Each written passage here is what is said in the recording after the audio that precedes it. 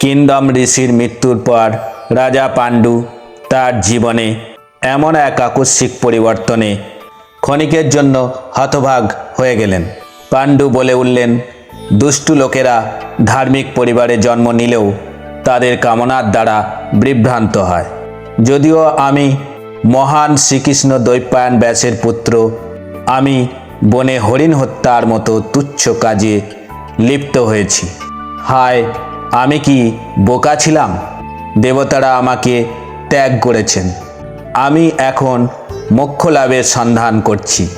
মোক্ষের প্রধান বাধা হল সন্তান জন্মদানের আকাঙ্ক্ষা এবং যৌন জীবনের অনন্য সুখ। আমি সন্ন্যাসীর জীবনযাপন করব এবং কঠোর তপস্যার দ্বারা আমার কামনা বাসনাকে নিয়ন্ত্রণে আনব। আমি আমার রাজ্য ত্যাগ করব এবং মাথা মুণ্ডন করে গাছ ও নদীর কাছ থেকে ভিক্ষা করে পৃথিবীতে ঘুরে বেড়াবো। আমি আর অন্যের দোষ ধরব না, বরং বন্ধুত্বপূর্ণ মনোভাব রাখব এবং সকল প্রাণীর মঙ্গলে নিবেদিত থাকব। আমি পরমেশ্বরের পূর্ণ আশ্রয় গ্রহণ করব, যিনি সকল দুঃখ থেকে একমাত্র ত্রাণকর্তা। এই অপ্রত্যাশিত বিপর্যয়ের পর রাজা পাণ্ডু তার সমস্ত দাস দাসী ও ধনসম্পদ হস্তিনাপুরে ফেরত পাঠিয়ে দিলেন এবং যা কিছু ঘটেছিল তার সমস্ত খবর ভীষ্ম ও তাঁর ভাইদের কাছেও পাঠিয়ে দিলেন। যা ঘটেছিল তা শুনে হস্তিনাপুরের রাজসভার বয়োজ্যেষ্ঠরা বিষণ্ণ হয়ে পড়লেন। এই ঘটনার প্রভাবে ধৃতরাষ্ট্র বিশেষভাবে প্রভাবিত হয়েছিলেন। বনে থাকাকালীন পাণ্ডু ইন্দ্রিয় সুখ ত্যাগ করেন এবং যোদ্ধা বংশে জন্ম নিয়েও একজন বিশিষ্ট ঋষি হয়ে ওঠেন। বনের মহান ঋষিরা তাঁকে ভাই বা বন্ধুর মতো দেখতেন। বনে থাকাকালীন পাণ্ডু আত্মতৃপ্তি লাভ করেন, কিন্তু তিনি বুঝতে পারলেন যে জগৎ এখন অরক্ষিত। তিনি এও জানতেন যে যজ্ঞ সম্পাদনে সক্ষম সন্তান না হলে পূর্বপুরুষদের প্রতি তার ঋণ শোধ করা সম্ভব নয়। বনের ঋষিরা যখন স্বর্গলোকে গমন করলেন, পাণ্ডু তাদের সঙ্গে যেতে পারলেন না। মনে কিছুটা উদ্বেগ নিয়ে তিনি কুন্তিকে অনুরোধ করলেন, জগতের সুরক্ষার জন্য এবং ভরতবংশকে রক্ষা করার জন্য আমি চাই তুমি কোনো উন্নত ব্রাহ্মণের দ্বারা সন্তান জন্ম দাও। কুরুবংশকে টিকিয়ে রাখার জন্য শক্তিশালী সন্তান না থাকলে সমগ্র জগৎ ধ্বংস হয়ে যেতে পারে। এছাড়াও ভালো সন্তান জন্ম দিয়ে পূর্বপুরুষদের প্রতি ঋণ শোধ করতে হয়। যেভাবে ব্যাসদেব আমাকে আমার মায়ের গর্ভে ধারণ করিয়েছিলেন, সেভাবেই আমি চাই তুমি কোনো মহান ঋষির শুক্রাণু দ্বারা সন্তান ধারণ করো। কুন্তী তাঁর স্বামীর ইচ্ছার প্রতি সর্বদা সম্মত ছিলেন এবং তাকে বললেন, যখন আমি যুবতী ছিলাম তখন আমি অতিথিদের সেবা করতাম এবং তাদের মন মতো আপ্যায়ন করতাম। একদিন দুর্বাসা মুনি নামে এক ব্রাহ্মণ আমার পিতার প্রাসাদে এলেন। আমার নম্র সেবায় আমি সেই ব্রাহ্মণকে সন্তুষ্ট করেছিলাম এবং তিনি আমাকে একটি বর দিতে চাইলেন এবং তিনি আমাকে একটি মন্ত্র দিলেন, যার দ্বারা তুমি যে কোনো দেবতাকে আহ্বান করতে পারো এবং তারা তোমার ইচ্ছা অনুযায়ী চলবেন।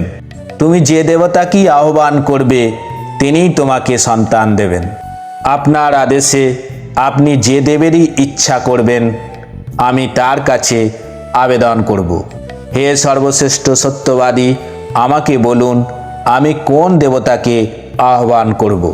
কুন্তীর কথায় পাণ্ডু আনন্দিত হলেন এবং সানন্দে উত্তর দিলেন, হে পরম সৌভাগ্যবতী কুন্তী, ন্যায়ের অধিপতি যমরাজকে আমন্ত্রণ জানাও। তিনি পরম ধার্মিক এবং ভগবান বিষ্ণুর প্রতি একনিষ্ঠ। বস্তুত তিনি একজন মহাজন এবং আমাদের বংশকে পাপ দ্বারা কলুষিত করবেন না। কুন্তী পাণ্ডুর আদেশ পালন করলেন এবং দেবতা যমরাজকে আহ্বান করার জন্য প্রস্তুত হলেন। এখানে এই প্রসঙ্গে বলে রাখা ভালো যে এই সময়ে গান্ধারী পুরো 1 বছরের গর্ভবতী ছিলেন, কিন্তু কুন্তী দুর্বাসা মুনির শেখানো মন্ত্রটি পুনরাবৃত্তি করলেন এবং যমরাজ সঙ্গে সঙ্গেই আবির্ভূত হলেন।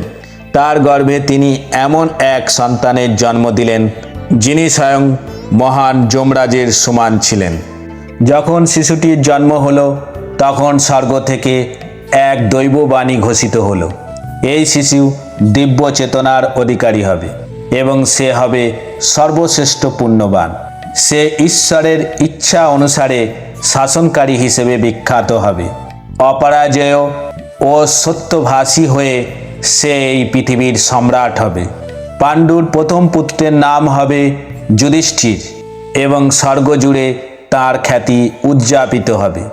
এমন পুণ্যবান পুত্রের জন্মে পাণ্ডু অত্যন্ত আনন্দিত হলেন এবং তিনি পুনরায় কুন্তীকে আদেশ দিলেন। জ্ঞানীগণ বলেছেন যে একজন রাজার অবশ্যই শারীরিক শক্তি থাকতে হবে, নতুবা তিনি যোদ্ধা নন। অতএব বায়ুদেবতাকে ডাকো। তখন কুন্তী স্বর্গীয় দেবতা বায়ুকে আহ্বান করলেন। হে কুন্তী, অনুগ্রহ করে আমাকে বলুন কেন আপনি আমাকে ডেকেছেন। বিনয়ের সাথে হেসে তিনি উত্তর দিলেন, হে দেবশ্রেষ্ঠ, অনুগ্রহ করে আমাকে অতি মানবীয় শক্তি ও বলিষ্ঠ দেহের অধিকারী একটি সন্তান দিন, সে যেন সকলের অহংকার চূর্ণ করতে সক্ষম হয়। তখন বায়ু তাঁর গর্ভে এমন এক সন্তানের জন্ম দিলেন যে পৃথিবীর সর্বশক্তিমান মানুষ হওয়ার জন্য নিয়তি নির্ধারিত ছিল।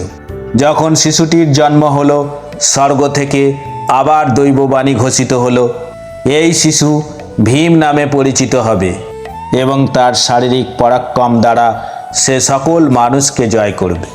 এই প্রসঙ্গে বলে রাখা ভালো যে যেদিন ভীমের জন্ম হয়েছিল সেই দিনই গান্ধারীর গর্ভে দুর্যোধনেরও জন্ম হয়েছিল। একদিন ভীমের জন্মের কিছুদিন পর কুন্তী তাকে কোলে নিয়েছিলেন। শিশুটি সবে ঘুমিয়ে পড়েছিল। এমন সময় হঠাৎ একটি সিংহ গর্জন করে উঠল। শিশুটি যে তার কোলেই রয়েছে তা ভুলে গিয়ে ভয়ে কুন্তী উঠে দাঁড়ালেন। শিশুটি পাহাড়ের ঢাল বেয়ে নিচে পড়ে গেল এবং যে পাথরের উপর পড়ল সেটিকে চূর্ণ বিচূর্ণ করে দিল। শিশুটির বিন্দুমাত্র আঘাত লাগেনি, কিন্তু পাণ্ডু তার পুত্রের বলিষ্ঠ দেহ দেখে বিস্মিত হলেন। ভীমের জন্মের পর পাণ্ডু আরও সন্তানের আকাঙ্ক্ষা করলেন।